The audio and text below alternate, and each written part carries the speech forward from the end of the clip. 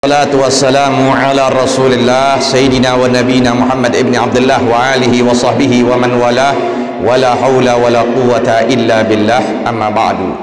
Para hadirin jamaah Majelis Ta'lim Masjid Jami' Al-Muqarrabin yang berbahagia, puji syukur kita panjatkan hadirat Allah Subhanahu wa ta'ala yang telah mempertemukan kita kembali dalam rangka menuntut ilmu Allah, ilmu Rasulullah sallallahu alaihi wasallam. Melanjutkan kembali pembahasan di dalam kitab Syarah Nasaihil Ibad halaman 25 dengan bacaannya fal ghadabu yuzilul aqla.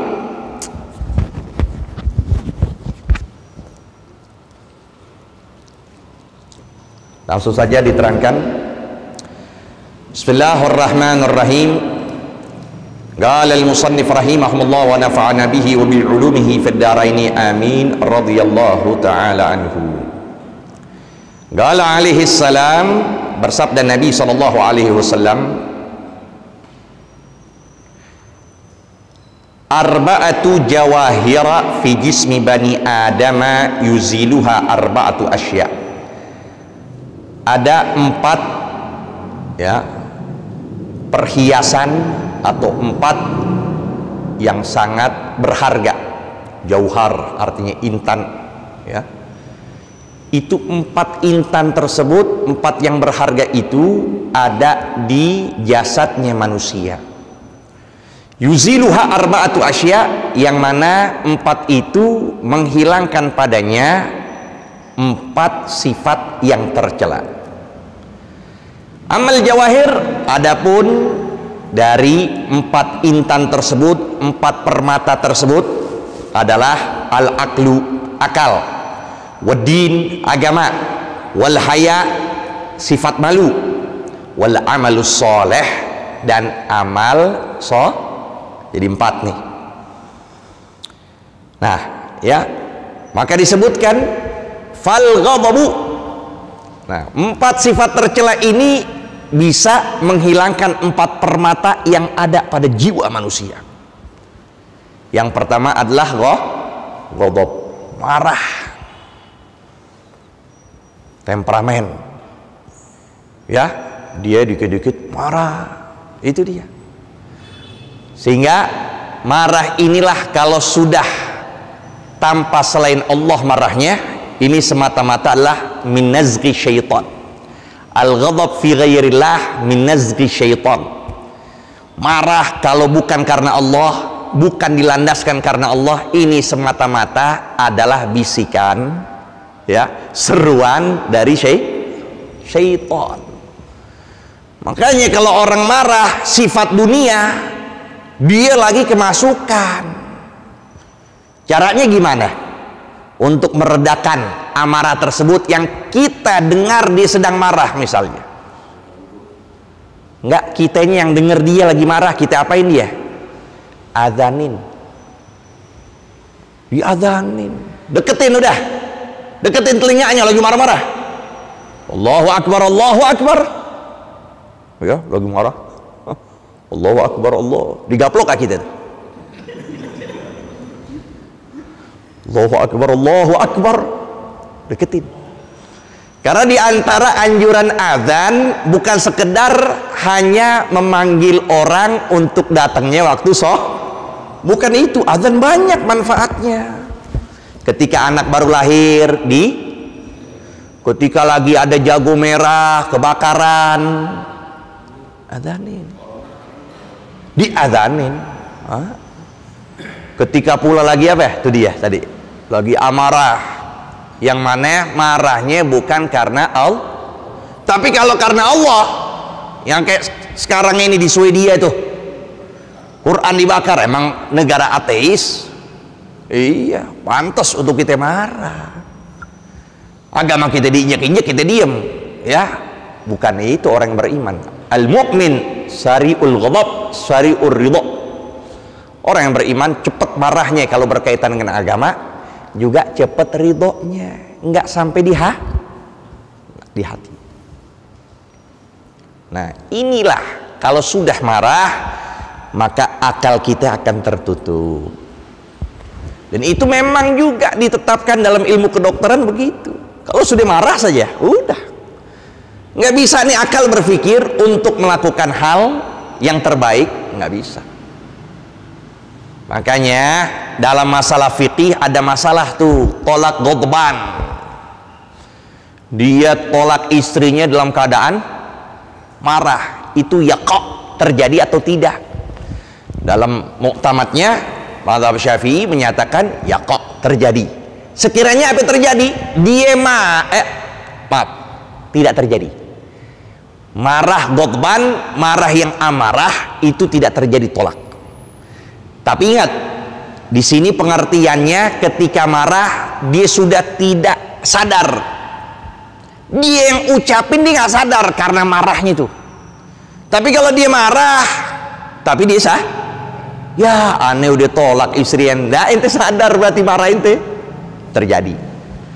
Tapi kalau dia lagi amarah, udah nggak kelihatan, itu orang udah nggak kelihatan semuanya, ya, dijatuhkan tolak pada istrinya, lalu istri bicara pas sudah reda dia, bang tadi, ya, tadi bapak atau suami abang tadi ngucapin toh, nah kalau hal itu dia nggak sadar, tidak terjadi tolak. Ini dia ya. Maka diantaranya fal ghadab yuzilul aqla, menghilangkan akal. Wa huwa nur fil qalbi, sedangkan akal itu adalah cahaya yang berada di dalam hati, ya'rifu bihil haqqa wal batil.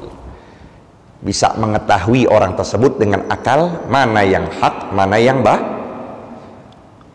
ruya, diriwayatkan annahu sallallahu alaihi wasallam qal, Nabi berkata, ya Muawiyatu iyyaka wal ghadaba. Muawiyah, ya, hati-hati kamu dengan sifat marah. Fa innal ghadaba yufsidul iman, maka sungguh marah itu bisa merusaki keimanan, kama yufsidus sabiru al asala, bukan as-sabru, ya, as-sabir. Sebagaimana jadam itu, jadam kan buat obat tuh, pahit kan ya, itu bisa menghilangkan dari rasa manisnya madu. Jadam masukin tuh madu, kita punya madu ya, kita taruh di gelas, masukin tuh jadam, kita aduk, nggak jadi manis, jadi apa tuh, merusak tuh dari manisnya madu.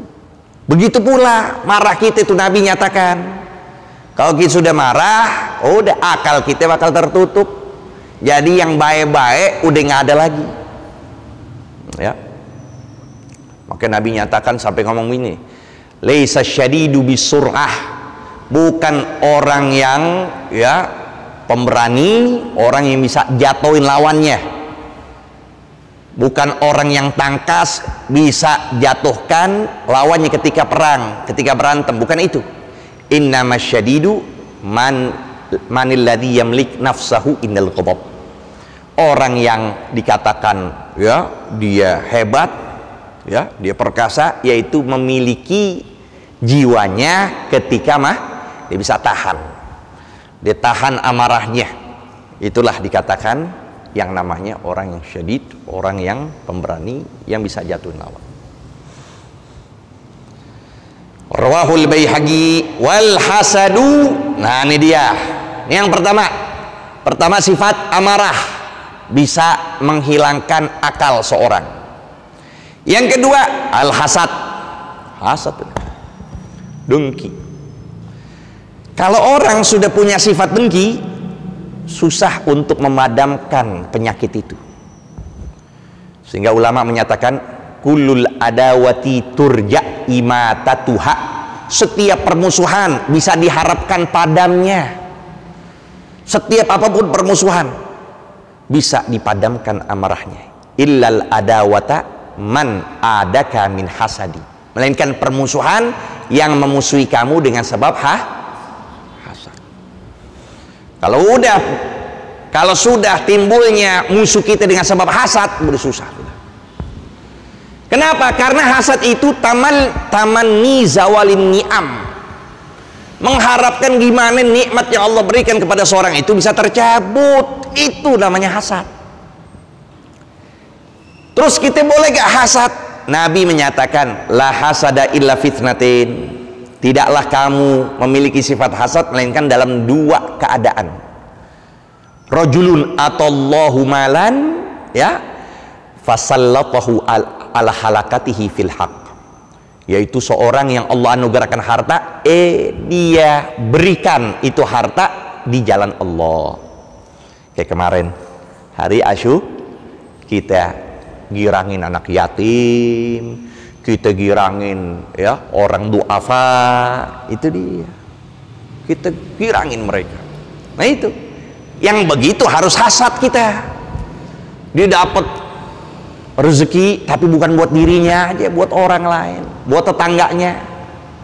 Dia bisa tuh membahagiakan orang dengan harta yang dia punya. Nah ini harus hasad ini tuh. Dan yang kedua, rajulun atallahul hikmah, yaitu seorang yang Allah berikan ilmu, fahuwa yaqdi biha, dia amalkan ilmu tersebut, wa yu'allimuha bainan nas, dan diajarkan ilmu itu di hadapan manusia. Ilmunya jadi ilmu bermanfaat. Itu dia. Apalagi tergabungkan ini dua, dia punya harta, dia punya Masya Allah, kemuliaan. Pantas hasad kita sama dia.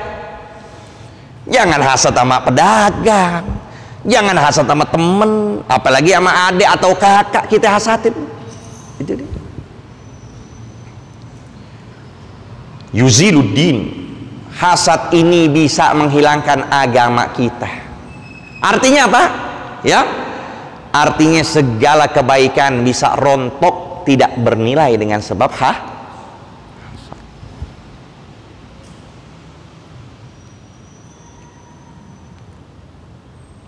Ruwiya annahu sallallahu alaihi wasallam qala iyyakum wal hasada.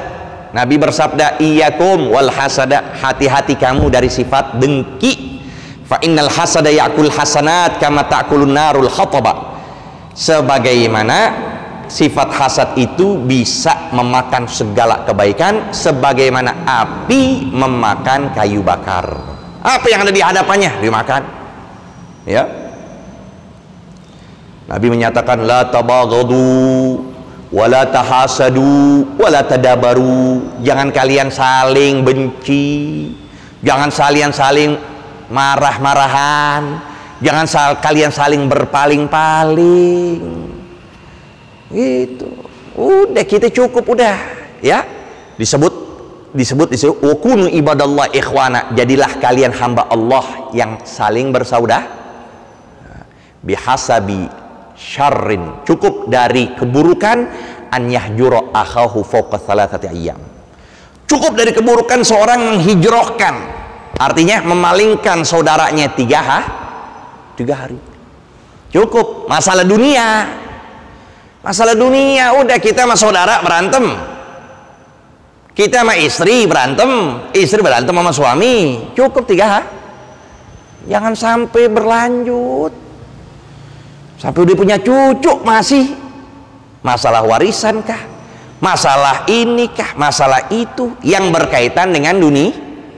Tapi kalau masalah agama, anak kita nggak sholat, anak kita keluar nggak pakai kerudungan, kita kesel, kita nggak ajak ngobrol sama dia, sampai kita meninggal pun nggak jadi masalah. Ya, kalau urusan agama, dia nggak sholat, anak kita nggak sholat, tinggal sama kita bareng di satu rumah sama kita, subuhnya nggak sholat, duhurnya begini, nggak kita perintahkan. Nah inilah yang dikatakan musibah terbesar yang kayak begini, yang bakal jadi musuh kita. Bukan Yahud, bukan Nasara musuh kita, ini yang musuh kita nih. Ya, ketika kita bakal masuk surga, ditarik dulu sama anak kita. Ya, seraya mereka berkata, ya Rabbana fa innahu ma'allamna ma jahilna, karena dia nggak ngajarkan kami apa-apa yang buat kami jadi bodoh. Nih hasad berkaitan untuk urusan ya dunia nggak boleh, tapi urusan yang dua ini, yang mana di situ berkaitan dengan orang yang dermawan, dia selalu menyalurkan hartanya, dermakan untuk kebaikan, nih kita hasadin. Dan yang kedua, orang Masya Allah tuh orang berilmu, hidupnya Masya Allah ngamalin ilmunya, bisa dia jalan dengan ilmu. Nah kita hasatin, nuntut ilmu dah, nggak pandang bulu. Nyari ilmu pakai pandang bulu gak? Oh pandang bulu banyakan kita apa orang hutan? Orang hutan banyakan. Jangan nyari yang pandang bulu. Undur ila maqal wala tandur ila man qal. Lihatlah pada substansinya, isi dari apa yang dikatakan. Jangan lihat kepada siapa yang berbicara. Rawahu Abu Dawud qala syair min bahril mutaqarrib ala kulli man batali hasida. Ya, ala di sini dikatakan perhatikanlah, hati-hatilah ya. Kul, aku katakan, liman batali hasida, bagi orang yang tidur di malam hari kepadaku lantaran dia hasud. Lantaran dia hasud. Atadri, tahukah kamu alaman asa'tal adaba? Tahukah kamu kepada siapa kamu kurang ajar berbuat buruk? Tahukah kamu kepada siapa engkau berbuat buruk? Asa'ta 'ala Allah fi fi'lih. Engkau berbuat buruk kepada Allah di dalam perbuatannya, di dalam tindakan Allah. Idza anta lam tarda lima wahab, ya, karena engkau jika ya atau karena engkau tidak ridha kepadaku pada apa yang Allah berikan. Allah berikan kepadaku, yang kasih siapa? Allah. Diberikan keluasan rezeki, enak, iya kan? Makanya min sa'adatil mar'i, dari kebahagiaan manusia itu 3 macam. Antakuna zaujatuhu muwafiqatan, selalu istrinya memberikan semangat dalam agamanya. Wa an yakunal asdiqa abriya, teman-temannya orang baik. Itu 3. Yang satu lagi anta an yakuna rizqu fi baladih, rezekinya ada di kotanya, di negerinya, di kampungnya, nggak jauh-jauh. Tuh, dari kebahagiaan seseorang. Syukurin udah. Istri kita ngedukung, alhamdulillah. Kan kalau banyak suami begitu ya, ngaji kemalaman dikit-dikit lihat jam. Waduh, bakal setrap sama bini nih. Dikit-dikit lihat jam. Takut, nggak begitu. Tapi didukung. Temennya selalu mendukung kebaikan, lalu rezekinya nggak jauh-jauh dia cari, udah keberkahan itu namanya, ya, kebahagiaan seorang itu. Fajazaka Rabbi bi anzadani, ketika engkau buat buruk kepadaku, maka jazaka Rabbi, Allah membalas diriku, bi anzadani, dengan Allah tambahkan aku lagi nikmat, ya itu. Nah jadi apa tuh? Jadi cara kita melawan orang yang hasut sama kita, sabar. Ya, isbir ala hasadil hasudi. Sabarlah kamu atas hasadnya orang yang berhasad kepada kamu. Fa inna sabraka qatiluh. Maka sungguh sabar kamu itulah yang membunuh dia. Kama naru ta'kulu nafsaha, sebagaimana api memakan dirinya sendiri. Idza lam tajid ma ta'kuluh. Coba api lihatin. Kalau dia nggak ada yang kasih makan, bakal padam nggak? Tuh api. Kan kita lagi bakar api. Ya, kita nggak kasih rumput, kita nggak kasih kertas, diemin aja, bakal padam nggak? Tuh, sabar kepada orang yang hasut sama kita, dengan sendirinya bakal ngebunuh dia. Udah begitu. Sabar, tawakal kepada Allah, perbanyak zikir, perbanyak benteng jiwa kita, itu yang dengan sebabnya akan dia musnah dan binasa sendiri. Wattama, dan sifat tama, ambisi, ar-raqba fi syai', keinginan pada sesuatu, tuh ambisi. Kalau sudah ambisi berarti dia bisa menghalalkan segala cara. Dia lewatin apapun, terobos apapun, yang haram dia terobosin. Ya, ambisi pengen jadi ini, pengen jadi itu, pengen jadi ini. Wah udah.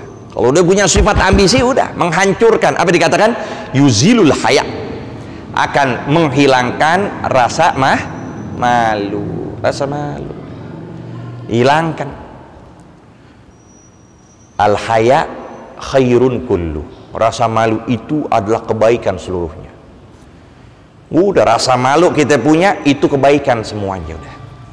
Lihat gimana Sayyidina Utsman yang Nabi nyatakan, lima astahi minhu mimmastastahi minhul malaikah. Gimana Anda nggak malu kepada dia, sedangkan malaikat malu kepadanya? Maka di situ hadis tersebut pembicaraan tentang masalah aurat. Ada yang menyatakan Nabi membuka auratnya di hadapan Sayyidina Abu Bakar, di hadapan Sayyidina ada yang bilang betisnya, itu riwayat, ada yang bilang auratnya beliau. Maka sebagian mazhab menyatakan ya auratnya, ada yang menyatakan kalau ada hajat dan sebagainya dilihat sama orang, ya itu nggak jadi mengapa, sebagaimana Rasul dilihat oleh Sayyidina Abu Bakar dan Sayyidina Umar. Tapi ketika datangnya Sayyidina Utsman ditutup. Maka Aisyah langsung bertanya kepada Rasulullah.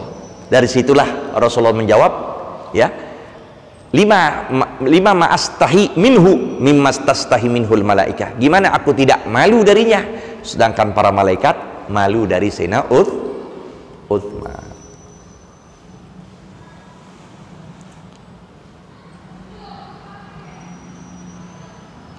Wal ghibatu tuzilul amalas shalih. Ghibah, omongin orang. Itu dia udah ammatil balwa sekarang. Tersebar udah balwa nih. Ngomongin orang paling enak sudah. Ya. Maka di sini bisa menghilangkan dari amal shalih. Wal ghibah bi kasril ghain. Apa itu? An yadhkura asy-syakhsu masawil insan fi ghaibatihi wa hiya fihi. Arti ghibah itu yaitu menyebutkan seorang keburukan manusia di dalam ketidakadaan dia, yang mana keburukan itu dimiliki oleh dia. Sekiranya apa? Kalau dia mendengar dan mengetahui, pasti bakal marah. Jadi keburukan itu nggak berkaitan pada jiwanya saja, tidak, nggak melekat pada jiwanya. Bajunya sekalipun, pakaiannya, kendaraannya, kita celak deh. Itu dia. Yang mana memang ada sama di jiwa dia, memang ada itu. Dia punya kekurangan itu, tapi kita sebut dalam keadaan dia tidak ada. Itu namanya ghibah. Wa in lam takun fihi. Nah, kalau seandainya kejelekan itu tidak ada pada orang yang ketiga tadi, yang kita sebutin, orang yang nggak ada, itu namanya buhtan. Ya, itu namanya buhtan. Artinya kebohongan, ya, tuduhan palsu, itu dia. Wa in wajahahu biha. Kalau keburukan itu diarahkan langsung di depannya itu orang, kita bilangin di depannya langsung, itu bukan namanya ghibah, tapi namanya syatmun, ya, celaan. Itu beda. Mendingan kita ngomong depannya ketimbang di belakangnya. Itu ciri munafik berarti. Melainkan ada beberapa keadaan yang dibolehkan kita ungkapkan kejelekan seorang. Ya, seperti ada tetangga kita diminta, ada seorang laki-laki minta anak perempuannya, dan kita tahu siapa itu laki-laki, ya, kita tahu. Nah, banyak aibnya,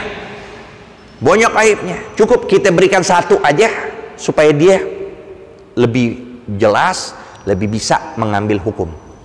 Kita sampaikan, banyak nggak sholat, banyak ngutang, banyak, kita sebutnya tuh orang nggak sholat, udah nggak pernah perhatiin sholat, cukup gitu. Sekiranya dia tambah dengan omongan begitu, cukup sudah, bakal dipikir dua kali untuk terima.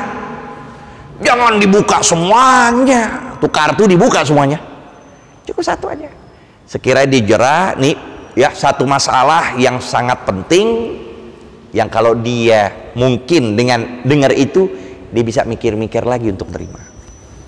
Nah, itu nggak apa-apa, itu ghibah, tapi nggak apa-apa kita sebutkan untuk maslahat.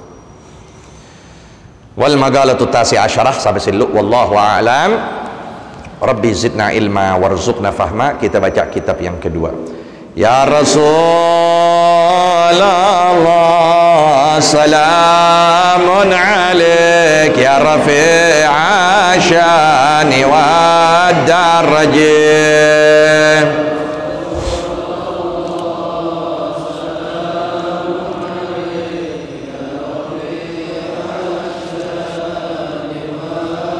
Kullu baitina anta sakinuhu laysa muhtajan ila surji.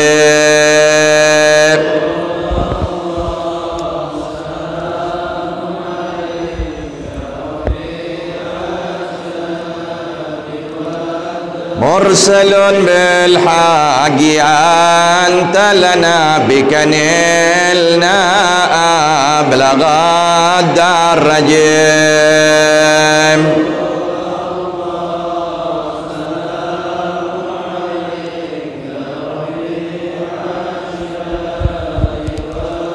Kulla yawmin artaji فرجان ربي عاجل منك بالفرج.